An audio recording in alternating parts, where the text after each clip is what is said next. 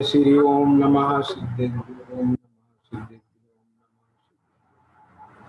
नमो अरहन्ताणं नमो सिद्धाणं नमो आयर्याणं नमो अध्यायाणं नमो लोके सवसाहुनं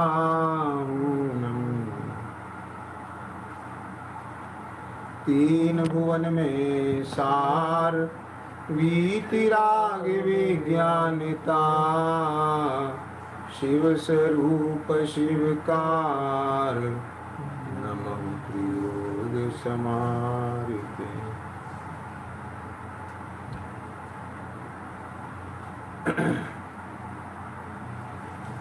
शैणाला जी ग्रंथ के आधार से अपना स्वाध्याय का क्रम चल रहा है और इस संदर्भ में तीसरी ढाल के 10वें छंद के अंतिम चरण की चर्चा अपनी हो रही है कि देव जिनेन्द्र गुरु परिग्रहविन धर्म दयाजुत सारो एहुमान समकित को कारण अष्ट अंग जित धारो। यहाँ ये कहना चाहते हैं कि ये जो है जिनेन्द्र देव निर्ग्रंथ गुरु और दया में जैन धर्म, इन्हें सम्यक्त का कारण मानना चाहिए। और इस संदर्भ में ये बहुत विस्तार से अनेक बार बात हो गई है ना। इनके निमित्त से जीवादि सात तत्व का अनेकांतमय जीवादि सात तत्व का सम्यक निर्णय होता है और तत्व विचार बिना जीव सम्यक्त का अधिकारी नहीं होता है। कल अपन ने दयामय धर्म अर्थात अहिंसामयी धर्म की चर्चा की थी कि धर्म हमेशा अहिंसामय होता है। यानी अगर हम धर्म की व्याख्या ऐसे कहें कि वस्तु स्वभाव धम्मो, कि वस्तु का स्वभाव धर्म है और इसी न्याय से आत्मा भी एक वस्तु है और उसका भी एक स्वभाव है। तो उसका स्वभाव अहिंसामय कैसे है, आप समझे ना। तो उसका स्वभाव अहिंसामय इसलिए है क्योंकि आत्मा का स्वभाव ज्ञाता दृष्टा है। समझ गए क्या नहीं? ज्ञान दर्शन उपयोगमय है। मोह राग द्वेष आत्मा का स्वभाव नहीं है। और जब मोह राग द्वेष आत्मा का स्वभाव नहीं है, क्या समझ में है, तो वो अहिंसामय हो गया ना आत्मा। क्या कहा? यानी जिस मोह राग द्वेष से रहित परिणति, क्या बोला, मोह राग द्वेष से रहित जो परिणति है ना, तो वो परिणति शुद्धोपयोग है। यानी आत्मा का स्वभाव है और मोह राग आदि की उत्पत्ति ही हिंसा है। आगे समझ में ना। तो चूंकि मोह राग द्वेष आत्मा का स्वभाव नहीं है तो हिंसा आत्मा का स्वभाव नहीं है। मोह राग द्वेष बिना का एक दर्शन ज्ञान भाव वो आत्मा का स्वभाव है और वो दर्शन ज्ञान चैतन्य में भाव वो अहिंसा रूप है। ख्याल में आ गया कि नहीं आया, है ना। तो इसलिए प्रत्येक आत्मा का जो स्वभाव है वो अहिंसामयी है। क्या कहा? लेकिन अहिंसामयी होने पर भी, है ना, ऐसे अहिंसामय अपने स्वभाव को न जानकर क्या कहा है ना? यहां से भी जोड़ सकते हैं कि धर्म दया जुत सारो, ये सारभूत है बात कि धर्म दयामयी होता है। दयामयी माने अहिंसामय होता है। और अहिंसा किसका नाम है? कि मोह राग द्वेष की उत्पत्ति ना होना ही अहिंसा है। अभी अमृतचंद स्वामी ने जो है पुरुषार्थ सिद्धि उपाय में लिया ही है। क्या कहा? समझ में आया ना? क्या कि आत्मा में रागादि की उत्पत्ति हिंसा है और आत्मा में रागादि भाव की उत्पत्ति न होना ही अहिंसा है। यही जिनागम का सार है। तो एक सूत्र में उन्होंने कह दी ये बात। तो मोह राग द्वेष का होना ये हिंसा है, ये अदया है। और मोह राग द्वेष का नहीं होना ये अहिंसा है, ये दया है। तो ये व्यक्त रूप धर्म है, प्रकट पर्याय की बात है, ये पर्याय का धर्म है। लेकिन आत्मा जो जीव द्रव्य है उसका धर्म यानी स्वभाव वो त्रिकाल अहिंसामय है। बात समझ में आ गई है ना? क्या जिन्हें मतलब आत्मा का जो स्वभाव है वो त्रिकाल एक ज्ञाता दृष्टा भाव, वो उसका स्वभाव है। मोह राग द्वेष आत्मा का स्वरूप नहीं है। क्यों? ये तो सब जानते हैं कि ये नैमित्तिक भाव हैं, औपाधिक भाव हैं, आत्मा के स्वाभाविक भाव नहीं है। तो इस न्याय से भी, इस अपेक्षा से भी प्रत्येक आत्मा का धर्म, अब धर्म कहते ही वो दिमाग सीधे उस पे जाता है ना जो करने रूप धर्म होता है। धर्म माने वस्तु सहावो धम्मो, वस्तु का स्वभाव ही उसका धर्म है। जैसे पुद्गल का धर्म क्या है? धर्म द्रव्य का धर्म क्या है? अधर्म द्रव्य का भी धर्म है, वो भी उसका स्वभाव है। तो प्रत्येक वस्तु का अपना जो धर्म है, स्वभाव है। स्थूल रूप से कहें कि जैसे अग्नि का धर्म उष्णता है, पानी का धर्म शीतलता है, निर्मलता है। आप समझ गए ना? शक्कर का धर्म मिठास है, और स्थूल कह सकते हैं। लेकिन ये सब उद्गल है, और उद्गल का धर्म स्पर्श रस गंध वर्ण है, ये लक्षण है उसका। तो ऐसे ही मैं जीव हूं, मैं आत्मा हूं, मेरा भी ये धर्म है। आप समझिए ना? तो क्या धर्म है? मेरा भी स्वभाव है, वो ज्ञान दर्शन उपयोग है, ज्ञाता दृष्टापना है, और वो मेरा स्वभाव है, उसमें कोई हिंसा नहीं है। तो प्रत्येक आत्मा का धर्म अहिंसा है, ये सिद्ध हो गया। लेकिन प्रत्येक आत्मा का धर्म अहिंसामय होने पर भी अपने उस अहिंसामय स्वभाव को न जानकर, ख्याल में आ गया ना?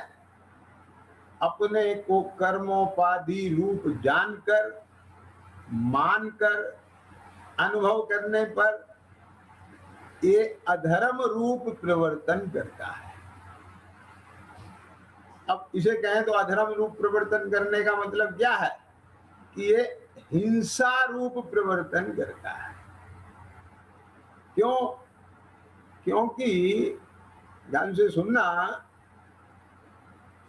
रागादि भाव का उत्पन्न होना ही हिंसा है।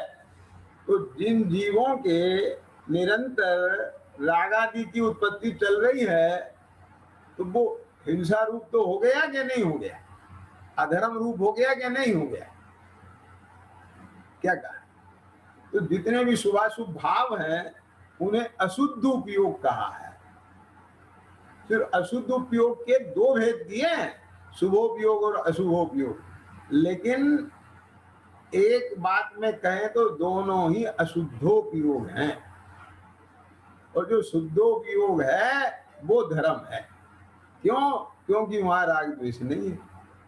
क्लियर हो गया ना? ख्याल में आई बात? तो यानी एक जो बाह्य में जो धर्म है, जिसकी शरण लेनी है, जो धर्म को हमें प्रकट करना है, जो धर्म को हमें जीवन में आचरना है, परिणमन में लाना है, वो भी अहिंसा रूप है। वो अहिंसा रूप इसलिए है क्योंकि मेरा स्वभाव भी अहिंसा रूप है। आगे समझ में कि नहीं आगे? तो वो बाह्य के अहिंसात्मक धर्म के निमित्त से ही इस जीव को अपने अहिंसामय धर्म की पहचान होती है। आगे समझ में? इसलिए ये निमित्त कारण है। तो एहुमान समकित को कारण अस्त अंगजुत धारो, इन्हें समकित का कारण मानना चाहिए और सम्यक दर्शन को उसके 8 अंगों सहित धारण करना चाहिए। ख्याल में आ गया? तो यहाँ पर एक प्रेरणा दी है, हे जगत के जीवों, तुम इस सम्यक दर्शन को 8 अंग के सहित धारण करो। अब बात ये आती है कि ये जो सम्यक दर्शन है, ये किसे हो सकता है, कब हो सकता है, कहां कहां हो सकता है? बात समझे ना? क्या एक चींटी को भी सम्यक दर्शन हो सकता है? मक्खी मच्छर को भी हो सकता है? एक प्रश्न उठे तो इसके लिए ध्यान देना, पहली शर्त है कि वह जीव संगी पंचेंद्री होना चाहिए। ख्याल में आ गया ना? कैसा होना चाहिए? संगी पंचेंद्री होना चाहिए। असंगी पंचेंद्री तक का जीव सम्यक्त का पात्र नहीं है। अब भाई वो क्यों नहीं है? उसमें क्या कमी है? कि एक कमी कुछ नहीं है, माने जीव में शक्ति रूप से कोई कमी नहीं है अभी। ख्याल में आ गया? लेकिन अभी उसकी शक्ति की व्यक्ति इतनी नहीं है, क्योंकि सम्यक दर्शन तो व्यक्त पर्याय में होगा ना। तो उसके ज्ञान दर्शन का, दर्शन ज्ञान का, चैतन्य का अभी इतना व्यक्तपना नहीं है कि उस व्यक्तपने में वह अपने स्वरूप का पहचान कर सके, निर्णय कर सके, विचार कर सके। आप बात समझेंगे ना? इसके लिए वो जीव को संगी पंचेंद्री पना होना चाहिए। कैसा होना चाहिए? वो जीव भव्य होना चाहिए। क्यों? कि अभव्य है तो संगी पंचेंद्री भी है, लेकिन अभव्य हो तो उसे भी सम्यक की प्राप्ति नहीं होगी। क्यों? क्योंकि सम्यक दर्शन होने का मतलब ये है, एक बार भी जीव ने सम्यक की प्राप्ति कर ली तो ये नियम है कि वो नियम से मोक्ष जाएगा। समझ में आ गया कि नहीं? काल कितना लग जाएगा ये नहीं कह सकते, लेकिन नियम से जाएगा। क्यों? क्योंकि सम्यक दर्शन होना माने इस बात की गारंटी है। सम्यक दर्शन ये कहता है, ये आत्मा तू मुझे भले ही छोड़ दे। क्या कहा? एक बार सम्यक होने के बाद तू मुझे छोड़ दे। छोड़ दे माने तेरा सम्यक दर्शन छूट जाए और फिर तू पापी हो जाए, मिथ्या दृष्टि हो जाए। समझ में आया है ना? एक इंद्रिय पर्याय में चला जाए, नरक में चला जाए, कहीं कितना भी मिथ्यात्व का सेवन कर ले, लेकिन मैं फिर तुझे पकड़ लूंगा। पकड़ लूंगा माने तेरी काल लब्धि ऐसी पक्के आएगी कि तुझे फिर सम्यक की प्राप्ति होगी, तो नियम से मोक्ष जाएगा। समझ में आया क्या नहीं आया? अधिक से अधिक संसार कितना रह जाता है कि अर्ध उद्गल परावर्तन का रह जाता है बस। तो इतने में नियम से उसको मोक्ष की प्राप्ति होती है। काल बहुत बड़ा है, अर्ध उद्गल परावर्तन कहने में बहुत छोटा लगता है, लेकिन अभव्य का मतलब है जो मोक्ष नहीं जाएगा। ख्याल में आ गया ना? तो यहां कहते हैं कि भव्य विशुद्ध परिणाम वाला जो जीव है, संगी पंचेंद्री, वो सम्यक दर्शन का पात्र है। और सम्यक दर्शन से पहले उसको 5 लब्धि होना नियम से जरूरी है। ये चर्चा अपन ने ली थी अभी कुछ दिन पहले, आगे समय में ना। तो अब इसमें ये भी कहते हैं कि सम्यक दर्शन की प्राप्ति में ये जो द्रव्य क्षेत्र काल भाव है उसका भी विचार करते हैं। तो अब देखिए कि जैसे जिनेंद्र भगवान समो शरण में विराजमान है, ख्याल में आ गया?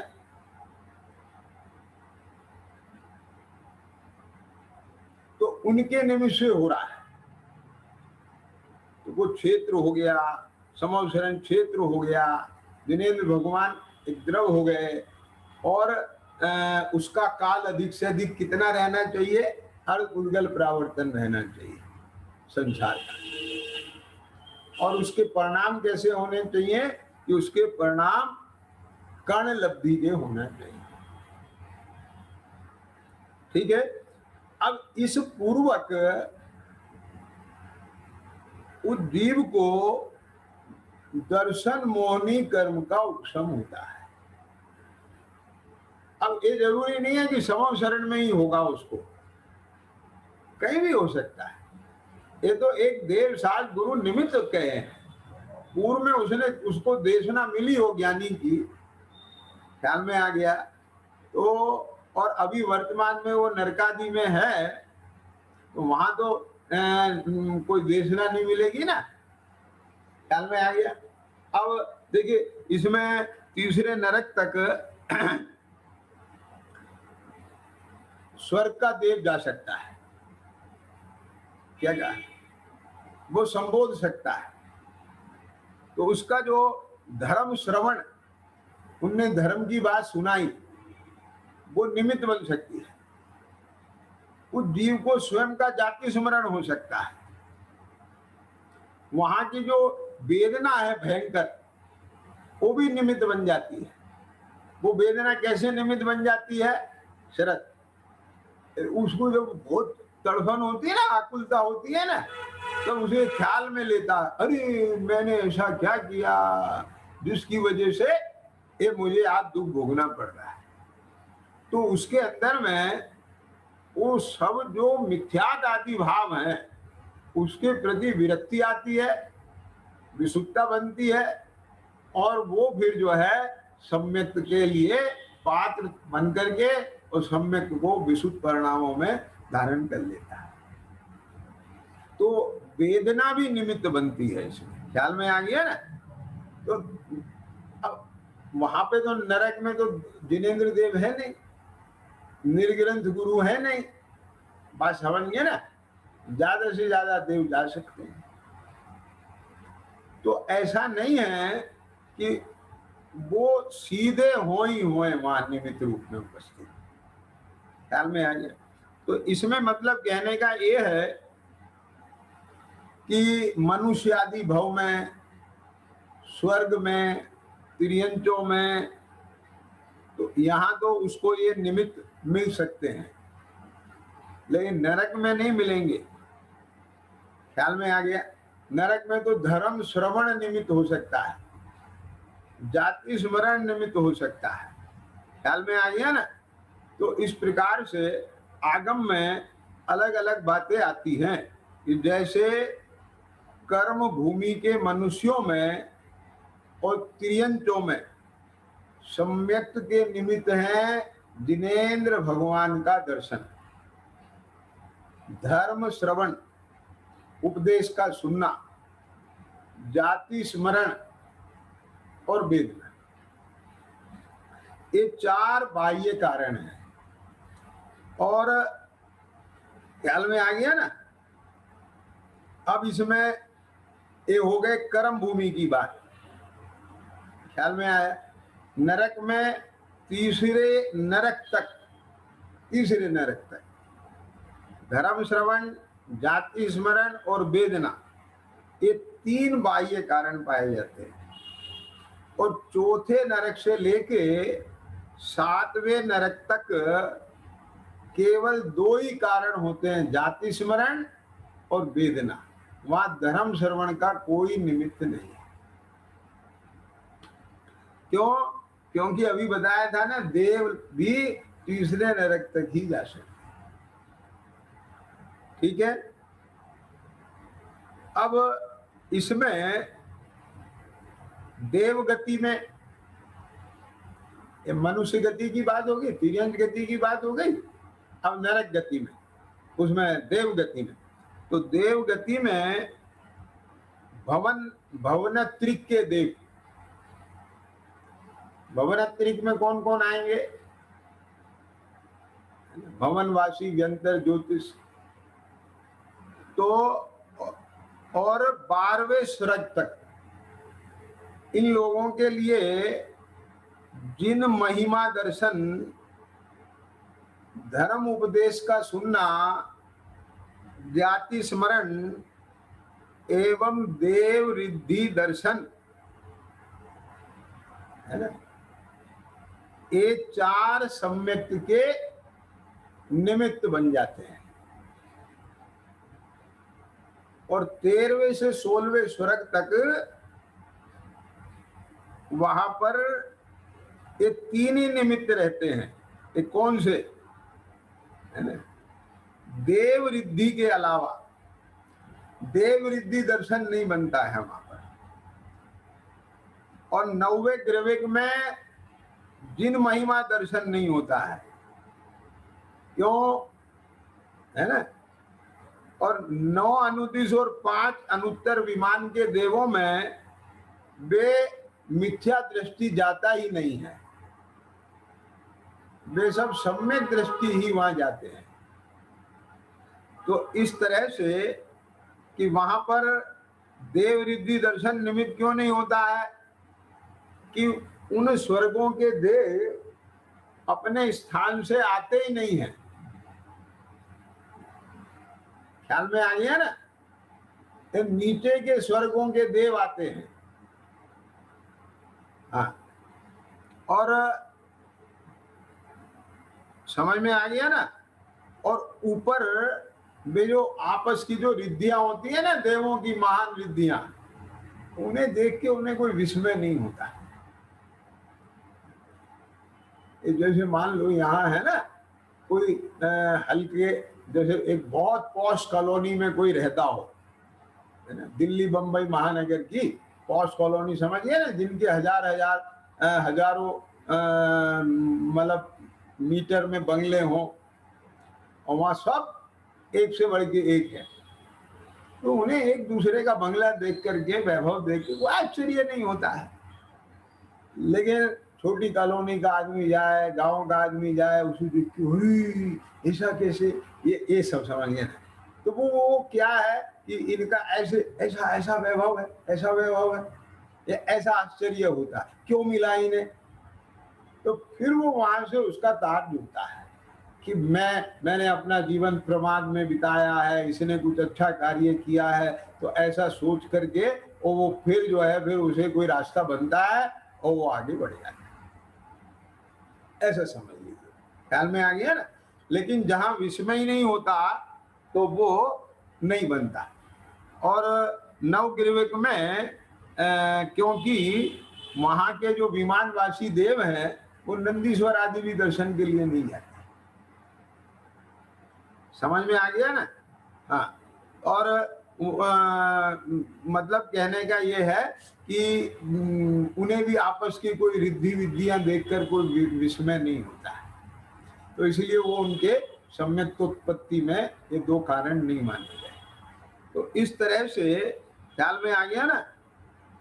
इसमें भी बहुत अपना एक विज्ञान है कि चारों गतियों में जो संगी पंचेंद्रीय जीव हैं उनको किसको कहाँ क्या क्या निमित्त बनता है, ये सब आगम में इसका वर्णन है। विस्तार से आप वहां से देख सकते हैं। थोड़ा मैंने इसमें आपको हिंट करने की बात बता दी है। अब इसमें देखिए, इसमें बात चलती है कि अस्त अंगजुत धारो, कि ऐसे पवित्र सम्यक दर्शन को क्या करना चाहिए कि 8 अंग सहित धारण करना चाहिए। अब ये 8 अंग की चर्चा आगे विस्तार से आने वाली है। अभी तो उन्होंने जो है ना संक्षेप में बात कह दी है। अब देखो, हम 11वें नंबर का छंद प्रारंभ करते हैं। वसुमद टारी निवार 63ता, सट अनायतन त्यागो, शंकादि वसु दोष विनाशम, वेगादिक चित पागो, अष्टि अंग अरु दोष 25, तीन संक्षेपे कहिए, बिन जानते दोष गुणन को, कैसे तजिए गइए। कि 8 प्रकार का मद, इसका त्याग करके 3 प्रकार की मूढ़ता को छोड़कर 6 अनायतनों का त्याग करना चाहिए। सट अनायतन त्यागो, शंकादि 8 दोषों से रहित होकर कि संवेगादि चित्त पागो, कि संवेग, अनुकंपा, आस्तिक और प्रशम, इन भावों से अपने मन को पागना चाहिए, है ना। पागना चाहिए माने एक लोक में कहते हैं ना पागना, जैसे घेवर पगा है कि नहीं पगा है, कि फीका घेवर है कि पगा हुआ है। पगा हुआ माने चाशनी से रस में डूबा हुआ। तो जो परिणति परिणाम होते हैं सम्यक्ति के, वो प्रसम, संवेग, अनुकंपा, आस्तिक, इन भावों से पगे हुए होते हैं। कि मन को लगाना चाहिए, मन को पागना चाहिए। अब कहते हैं अष्ट अंग अरु दोष 25, तीन संक्षेपे कहिए। कि इस सम्यक दर्शन के, है ना, क्या कहते हैं, सम्यक के 8 अंग और 25 दोषों को संक्षेप में कहिए, माने कहता हूं। क्यों कहता हूं? बिन जाने पे दोष गुणन को कैसे तजिए गइए।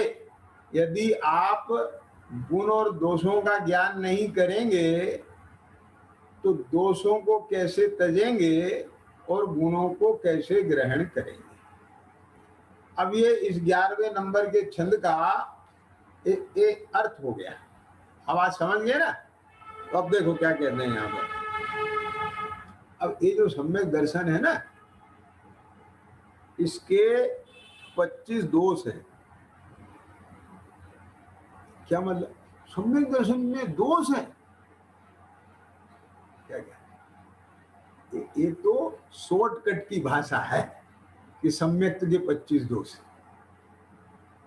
नहीं समझ में आया चित्रो? क्या क्या ये सम्यक दर्शन तो बहुत परम पवित्र चीज है, उसमें दोष थोड़े मिलेंगे। क्या कहा?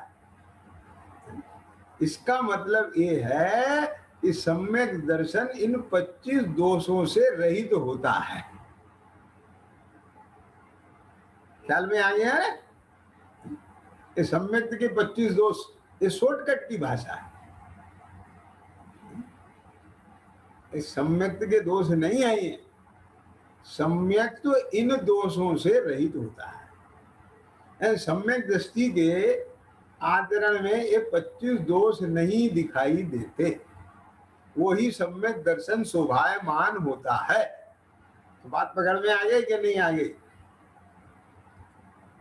अब वे 25 दोष कौन से हैं? तो इसमें 8 मद हैं। अब एक एक मत की चर्चा आएगी सब विस्तार से, और फिर ये भी बात आएगी कि इन मदों का सम्यक दर्शन से क्या संबंध है, किस रूप में, कि उस सम्यक्त को मलिन करने में, दूषित करने में। क्योंकि जब तक, ध्यान से सुनना, अपने ज्ञान में ये चीज नहीं आती कि ये भाव हमारी छवि को खराब करने वाला है, ये काम, तो तब तक आप उसे विरक्त नहीं होते ना। अब वो मान लो कोई कहता रहे कि भाई ये काम नहीं करना, ये हमारे परिवार की छवि खराब करता है, तो अब वो ठीक है, दबाव में आके नहीं करे या जैसे भी नहीं करे, लेकिन अगर उसको ये चीज रियलाइज हो जाए, उसके ख्याल में बैठ जाए, तो फिर उसे वो बोझा नहीं लगता है। समझ में आ गया? तो यहाँ दो बातें हैं। एक तो सम्यक्ति जीव के सहज ही ये दोष नहीं होते, ख्याल में आ गया ना, लेकिन बुद्धि पूर्वक यदि कोई कर्म का उदय बसात, संस्कार बसात ये ऐसा परिणाम आए, तो वहां वह अपने सम्यक दर्शन की विशुद्धि की भावना रखता है, क्योंकि वो जानता है कि ये सम्यक्त में दोष पैदा करने वाला है। मैं आपसे एक बात पूछता हूं कि आप और हम लोग बड़े साफ सफाई से नहा धो के अच्छा कपड़ा पहन के रहते हैं, नॉर्मल रहते हैं। कोई भी सभ्य परिवार का व्यक्ति होगा तो वो सभ्यता से ही रहता है। मेरा मतलब समझ में आ गया ना?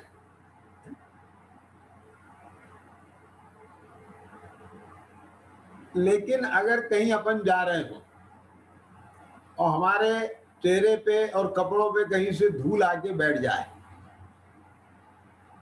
हाथ साफ रखते हैं, लेकिन अगर कहीं आप रेलिंग पकड़ी, आपने कोई फर्नीचर पे हाथ रखा और धूल लग गई, तो क्या करते?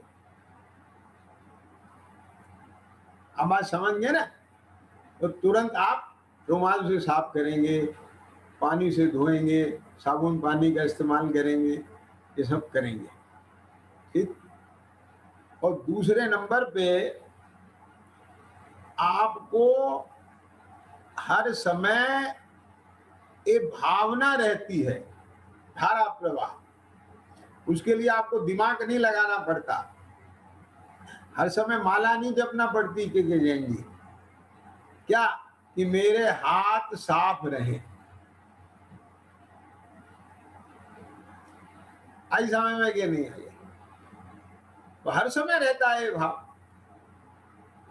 इसका प्रमाण बोलो कि हम बुद्धि पूर्वक अपने हाथ गंदे नहीं करते, और यदि हाथ में गंदगी लग जाए तो धोते।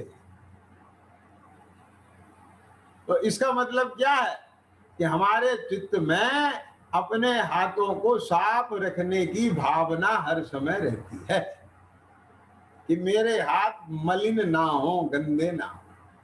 बात समझ में आई है कि नहीं आया? क्लियर हो गया ना?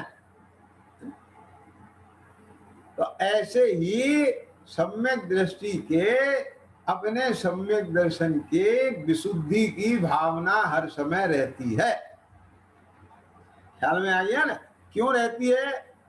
आपको हाथ साफ रखने की भावना क्यों रहती है? क्योंकि आप जानते हैं कि ये धूल मिट्टी कालस लगना, ये मेरे हाथ की सफाई को, स्वच्छता को घात करने वाले हैं। आई बात समझ में ना? तो इसलिए वो लगते ही आपको उसके बीच का भेद ज्ञान पता है ना, तो जरा ही कुछ लगे आप उसे दो। मैं आपसे एक बात पूछता हूं विपिन जी, बोलो। है? आप पानी से हाथ धोते हैं, ठीक, पानी से ज्यादा कीमती सरसों का तेल है ना? उससे भी ज्यादा कीमती देसी घी है, उससे भी ज्यादा कीमती बादाम का तेल है। आप समझिए ना, उससे भी ज्यादा कीमती कीमती तेल है। क्या ऐसे ऐसे तेल हैं औषधि रूप में कि जो 50-50 हजार रुपए किलो के हैं। क्या समझ में आ गया? लेकिन मैं आपसे एक बात पूछता हूं, वो तेल भी अगर आपके हाथ में लग जाए तो भी धोते हैं कि नहीं धोते? क्या क्या तो समझ में आ गया कि नहीं आ गया? क्यों? क्योंकि मेरा हाथ जैसा है वो वैसा रहना चाहिए, उस पर कुछ भी लगना मुझे स्वीकार नहीं। क्या क्या ख्याल में आ गया कि नहीं आया?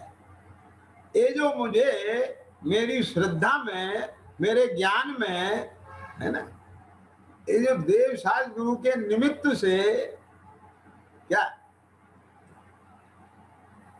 ये जो अनादि काल का मोह मिथ्यात्व मिट के और मेरे स्वरूप का भान हुआ है, ज्ञान हुआ है, प्रतीति हुई है, और मैंने अपना स्वरूप, दिवादी 7 तत्वों का स्वरूप, दिवादी 7 तत्वों में क्या चीज आएगी कि दुख का कारण क्या है, सुख का कारण क्या है, ये सब प्रयोजनभूत बातें आएंगी।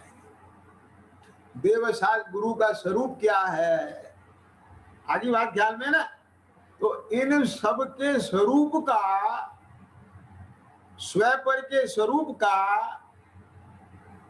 है ना, आपापर के स्वरूप का, सुख और दुख के स्वरूप का, हितकारी अहितकारी भावों के स्वरूप का, हे गे उपादेय का, मतलब समझ में आया ना? ये जो मुझे ज्ञान सम्यक हुआ है, ये जो श्रद्धान सम्यक हुआ है, बस मेरा हाथ ऐसा ही बना रहे, उसमें मुझे किंचित भी कोई चीज लगना बर्दाश्त नहीं। ख्याल में आ गया कि नहीं? बोलो, जिन्हें समझ में आया ना? यानी हाथ पे डामर लगना, क्या कीचड़ डामर, ये होली खेलते हैं उसमें बहुत सारे लोग, सभ्य लोग तो थोड़ा गुलाल उलाल लगा देते हैं, लेकिन कुछ लोग ऐसे भी होते हैं कि वो कीचड़ फेंकते हैं, कीचड़ डामर कागज पता नहीं क्या क्या पोतते हैं। समझ में आ गया कि नहीं? तो सबके अपने अपने भाव है ना। क्या क्या बहुत से लोग आप देखते होंगे ऐसे वर्कर होते हैं, वे वो उनके हाथ जो है वो मैकेनिक टाइप के लोग होते हैं, उनके हाथों में वो सब लगा रहता है, कागज वाले सब, अब वो उन्हीं हाथों से खा लेते हैं।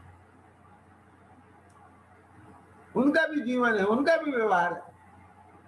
क्या समझ में आ गया? आई बात समझ में कि नहीं आई? कुछ लोग ऐसे होते हैं कि ये तो नहीं चलेगा, ये डामर वामर लगा हो, कागज वाले लगी हो तो नहीं चलेगा। समझ गए ना? लेकिन देसी घी के हाथ हो तो चल जाए। क्या समझ में आ गया? हाथ में बादाम रोगन ही तो लगा है ना। क्या समझ में आ गया? क्यों? देसी घी तो लगा है ना। नहीं भाई साहब, ये भी नहीं चलेगा। ये क्यों? कि हमारी घी की रसी है आज। ख्याल में आया कि नहीं आया? हमारे तेल की रसी है आज, ये भी नहीं चलेगा। मेरा मतलब समझ में आया कि नहीं आया? अरे जिस भाव से तीर्थंकर प्रकृति बंधे, क्या कहा, ऐसा शुभ परिणाम भी परिणति में होना ये तो चलेगा, लेकिन उसमें उपादेय पना नहीं चलेगा। क्या कहा? क्या कहा? ये भाव भी आश्रव भाव है। ऐसा ज्ञान नहीं चलेगा, ऐसी श्रद्धा नहीं चलेगी। ख्याल में आ गया क्या? नहीं आया? वो उदय प्रमाण प्रयागत योग्यता से वो 16 कारण की भावना आवे, भाई जावे, तीर्थंकर प्रकृति का उस समय उसके निमित्त से आश्रय बंद हो जाए, ये तो चल जाएगा, चलता ही है तीर्थंकरों के। लेकिन उनकी श्रद्धा ज्ञान में इसके प्रति किंचित उपादेय पना नहीं होता है। यानी सम्यक दर्शन में कहीं कोई जरा सा भी हेर फेर होवे, ये नहीं चलेगा। बात पकड़ना, ये आगे की चर्चा बहुत मार्मिक है। मैं उसकी भूमिका बना रहा हूं आज, आपको उसकी कीमत आए के जैन जी। ये ऐसा नहीं है ये जो 25 दोष की बात आएगी, 8 अंग की बात आएगी, ख्याल में आ गया ना, प्रथम संवेग अनुकंपा अस्तित्व की बात आएगी, ये तो सब व्यवहार है, व्यवहार है, व्यवहार है। ऐसा नहीं देखना, क्योंकि उस व्यवहार में परमार्थ है। ये व्यवहार भी परमार्थ के लिए है, और परमार्थ के बिना वो व्यवहार होता ही नहीं है। क्या समझ में आ गया? पॉइंट पकड़ में आया ना? जिन्हें समझ में आ रही है बात, फिर से ध्यान देना। एक सम्यक दृष्टि जीव है, क्या कहा? उसके परिणाम में, परिणति में क्या चल सकता है और क्या नहीं चल सकता, क्या कहा? ये सब इसमें आएगा। ये सम्यक दर्शन के क्या दोष हैं, ये नहीं चलेंगे। ध्यान से सुनना जरा। अब जैसे वसुमत टार की बात है, ये 8 मदों को त्याग कर, ये टारना माने टर जाते हैं, मिट जाते हैं, है ना। वसुमत टार निवार 63ता, समझ में आ गया? तो अभी 8 मद में क्या आएगा? जैसे मान लो ऐश्वर्य मद की चर्चा करेंगे, जाति मद की चर्चा करेंगे, कुल मद की चर्चा करेंगे, रूप के मद की चर्चा करेंगे, है ना, इत्यादि 8 मद की चर्चा करेंगे ना। तो ध्यान से सुनना। कामदेव जैसा शरीर मिल जाए कर्म के योग से, वो तो चलेगा। क्यों? क्योंकि वो मेरा कार्य ही नहीं है ना, वो तो कर्म सापेक्ष कार्य है। अब कर्म ने जैसा शरीर दिया है, दिया, मैं क्या करूं उसमें? मैंने थोड़ी चाहा था कि मेरा कामदेव जैसा शरीर हो। मेरा मतलब समझ में आया कि नहीं? मैंने थोड़ी चाहा है कि मेरे शरीर में 800-700 वर्ष तक कुष्ठ रोग रहे। क्यों?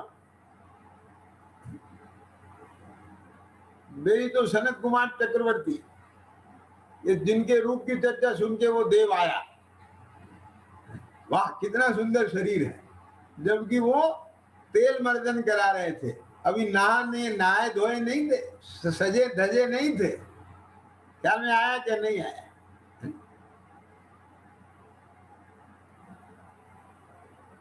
तो ऐसा रूप कर्म योग से मिल जाए, ऐश्वर्य मिल जाए, उच्च कुल गोत्र मिल जाए, तो धर्मात्माओं को मिलते हैं। उन्हें नहीं मिलेंगे तो किसे मिलेंगे? ख्याल में आया क्या? नहीं आया? लेकिन उन्हें वो मिलना अलग बात है, और उसका मद होना अलग बात है। क्या समझ में आ गई? आई समझ में कि नहीं आया? इन्हें अपने रूप को देखना, अपने शरीर को सजाना, सुनना ध्यान से, ये चारित्र का तो दोष है, क्योंकि राग भाव है ना। ठीक है जी, समझ में आया ना। लेकिन सम्यक दर्शन का दोष नहीं है।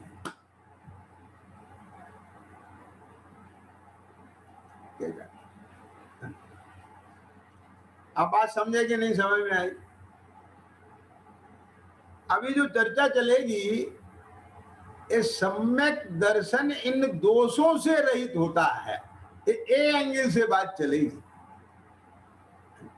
कि सम्यक दृष्टि के ये दोष नहीं पाए जाते बच्चे से। कौन से? कि वो अपने रूप को नहीं सजाता, ये नहीं चलेगा यहां। उसे अपने रूप का मद नहीं होता।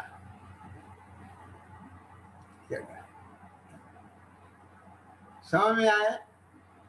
अब एक चीज बताओ मुझे, एक मिनट सुनना ध्यान से। इसमें भी कई सारी चीजें हैं विपिन जी। जैसे चक्रवर्ती है ना, और उसके पास में ऐश्वर्य तो बहुत है ना। तो आप बताओ मुझे, क्या कभी उसे ऐसा नहीं लगता होगा कि मैं 6 खंड का मालिक हूं, मेरे पास इतना वैभव है? उस जन्य उसे मान, चारित्र मोह संबंधी कभी कोई भाव नहीं आ जाता होगा? सुनना ध्यान से। तो वो चारित्र का दोष है, लेकिन उसकी ऑनरशिप का भाव आना, क्या आप समझ में आया ना? ये सम्यक दर्शन का दोष है।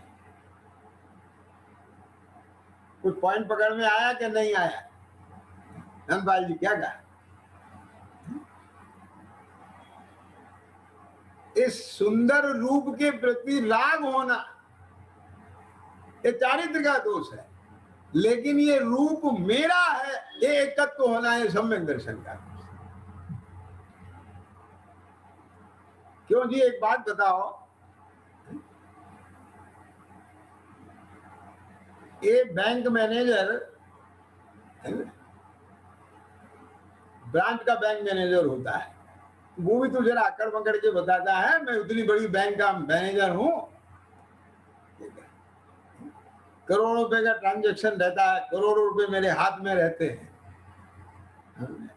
कितनी तू अकड़ मकड़ दिखा ले और तुझे उस बात का कितना ही अभिमान आ जाए, खुश हो ले, लेकिन स्वप्न में भी उसे ये नहीं लगता कि इसका एक नया पैसा मेरा है।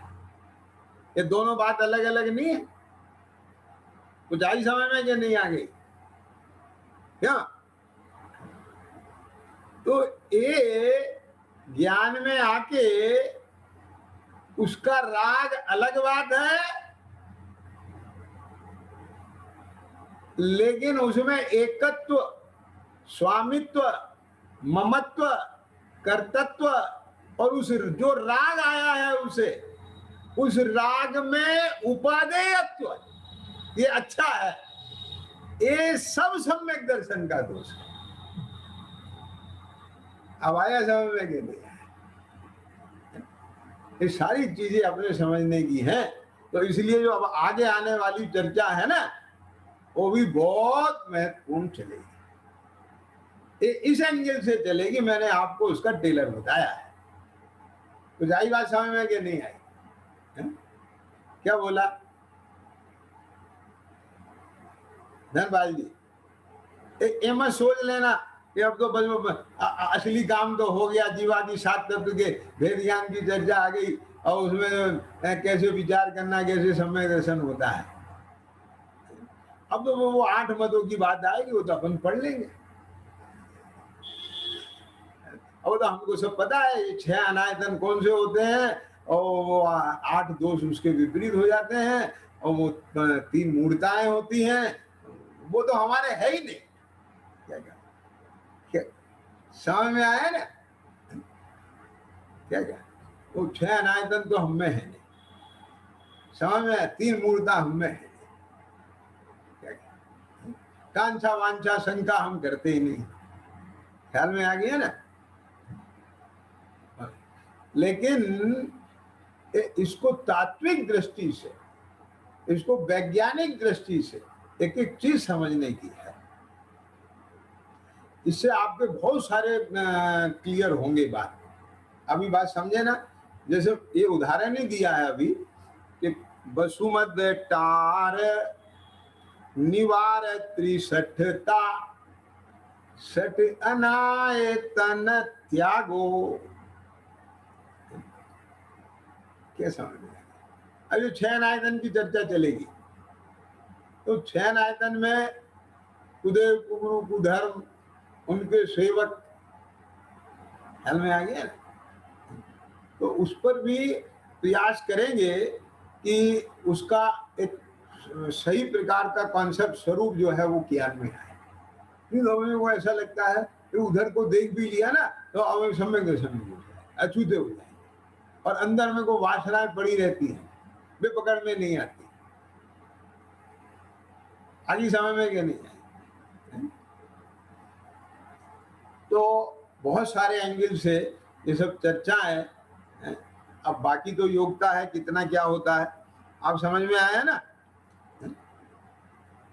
दूसरी बात कि शंकादि वसु दोष बिना, ये कैसे सम्यक दर्शन वाले दोष ये जो 8 हैं, एक इसका संबंध तत्व से कैसे है, जैसे अभी बताया था सैंपल में, ठीक है। ये चीज संवेगादिक चित पागो प्रसम संवेग अनुकंपा आस्तिक, इन मय परिणाम कैसे भीजे हुए रहते हैं, आई समझ में नहीं है। बोलो। तो ये सारी चीजें ये बहुत महत्वपूर्ण है। अब जैसे कि यही बात आई थी कि साहब वो कालस से हाथ रंगे हों, है ना, तब तो धोना भोजन करने के लिए, लेकिन अगर घी लगा हो तो, बादाम का तेल लगा हो तो, क्या समझ में आया?